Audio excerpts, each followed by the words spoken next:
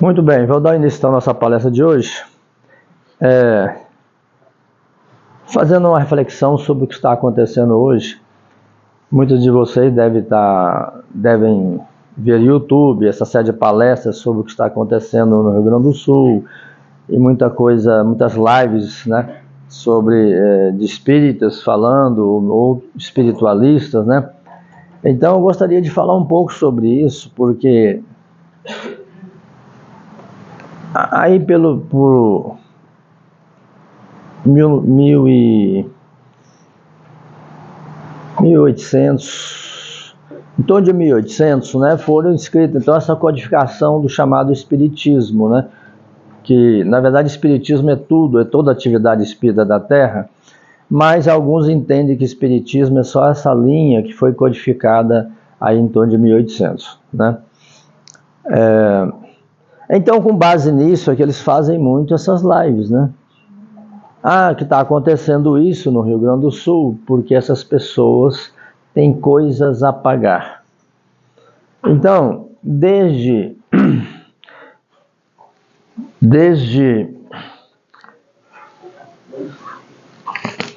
1993, quando eu escrevi esse livro, foi me pedido nessa época que fizesse um trabalho de mudar essa linguagem espírita, esse entendimento, que na verdade não é bem assim. Tem ninguém pagando, está acontecendo que estão pagando coisas, não é esse o entendimento do mundo espiritual, não é. Sinceramente, não é.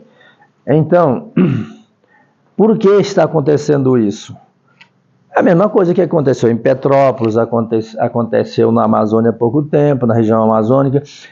As calamidades estão previstas na construção do universo.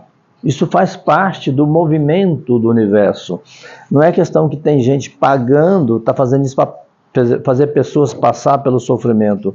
Isso no meu entendimento, é uma visão muito pequena do todo. Quando o homem não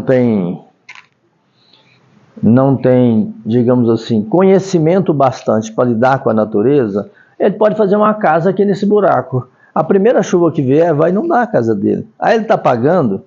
Não, ele foi imprevidente, é porque ele achou que a água não ia passar lá. Aqui, antes de a gente adquirir esses terrenos, passava uma enxurrada da cidade aqui. Esses buracões aqui todos são por isso aqui embaixo, por causa da enxurrada que vinha. Eu tirei, canalizamos um pouco, hoje ela é direcionada um pouco para a beira da BR e um pouco para uma região aqui que já tem um lugar de receber. Mas ia furando tudo aqui.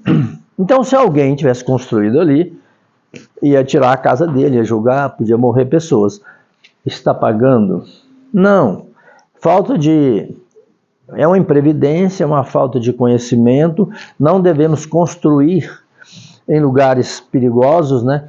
Então, o que acontece nessa cidade, que eu conheço bastante, Porto Alegre? Ela é construída na beira de um rio, como Recife também, e o rio passa ali. Se esse rio, um pouco mais de chuva, que isso as chuvas variam ao longo dos anos, das décadas, né? Um pouco mais de chuva pode alagar toda a cidade. Então, vem a pergunta, então Deus está permitindo que isso aconteça? Não é assim, o entendimento de Deus não é assim. Deus tudo faz com suas leis perfeitas e dá ao homem o conhecimento para lidar com essas leis, para não deixar acontecer as tragédias. Então, quando o homem, por exemplo, tira a mata toda de uma encosta, significa o quê? As árvores seguravam a terra. A chuva que vem vai levar tudo isso lá para dentro do rio, lá embaixo. Ou para cima das casas que estiver embaixo.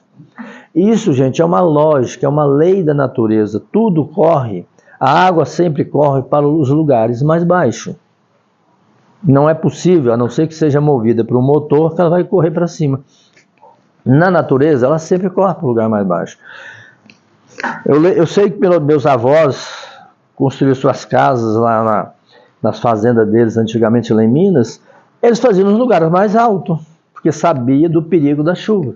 Eles não faziam na beira do rio. Quando muito na beira do rio, era um rancho lá para ir pescar e tal, mas não moravam lá na beirinha do riacho.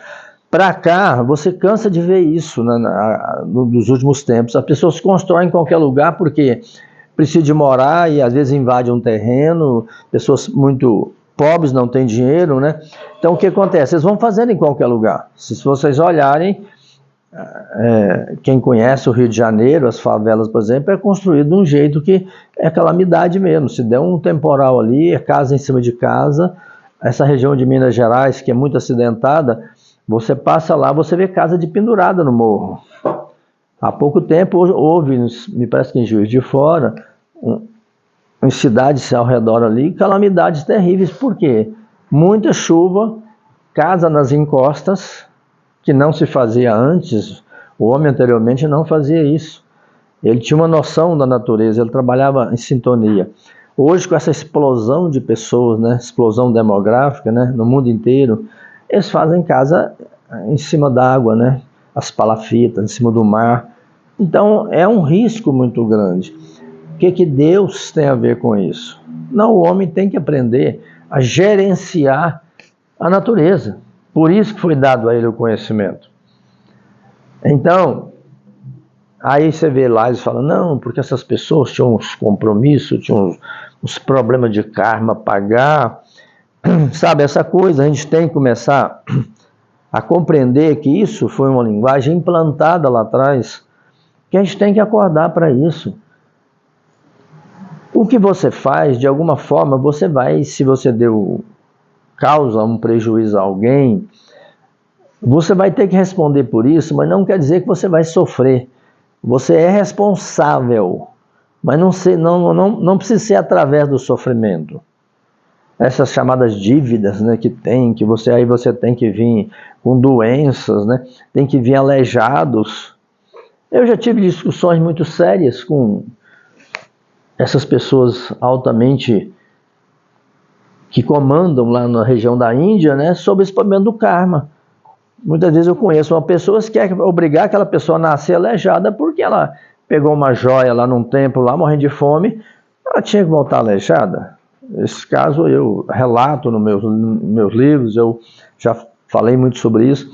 Eu falei, não, está errado, vocês estão errados, e virou aquela contenda até que desceu um mestre mais lá do alto e disse, não, realmente não, isso é uma coisa que vocês criaram.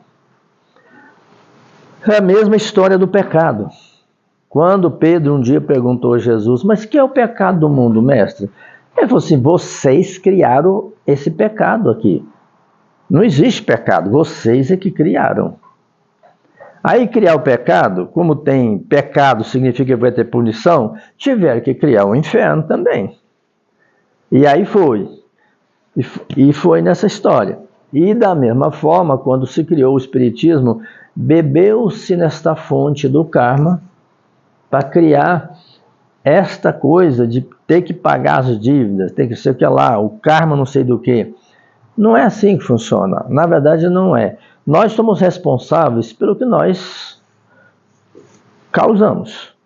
Seja bom ou ruim, nós somos responsáveis. Se é uma coisa boa para todo mundo, também, como responsabilidade positiva, o mérito é seu.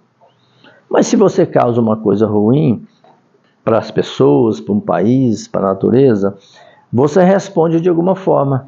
O que se faz hoje para um fazendeiro que desmata as beiras dos rios onde não pode? É proibido. Ele vai nascer aleijado depois? Não. É determinado ele que replanta. Entendeu? Replanta na beira do rio de novo.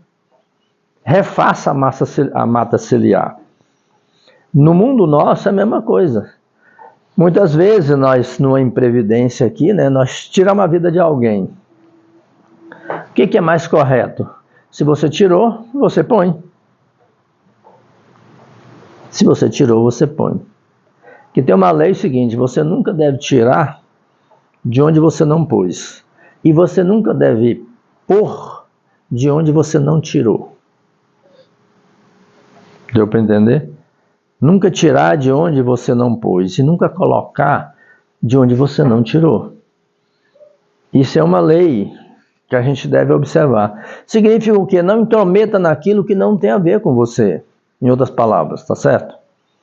Então, se você não deu a vida, como você pode tirar? Então você vai ter que repor. Como você tirou a vida de quê? Do espírito ou da matéria? Foi? Da matéria ou do espírito você tirou a vida? Se você tirar a vida de alguém, um homicídio. Você tirou da matéria, porque você é incapaz de tirar a vida do espírito. Muito bem. Você tirou da matéria. O que pode ser cobrado de você? Você vai dar outra vida para ele. Então você vai voltar noutra vida, ou mesmo nessa, se você for jovem, né? Dar um outro corpo para aquele que você tirou. Está entendendo que não envolve o sofrimento nessa história, mas envolve responsabilidade? Eu sempre digo, se você deixa o seu carro na descida ali, e o seu carro escapa o freio, quebra e bate num carro da frente e estraga esse carro, você é culpado ou é responsável? Me respondo. Culpa, gente, significa uma coisa ligada ao pecado lá atrás. Não, você é responsável ao quê? A consertar o carro da pessoa, ou pagar ele, né, o prejuízo. Está previsto até nas nossas leis. E é assim que funciona para nós. Você tem que reparar, recompor aquilo que você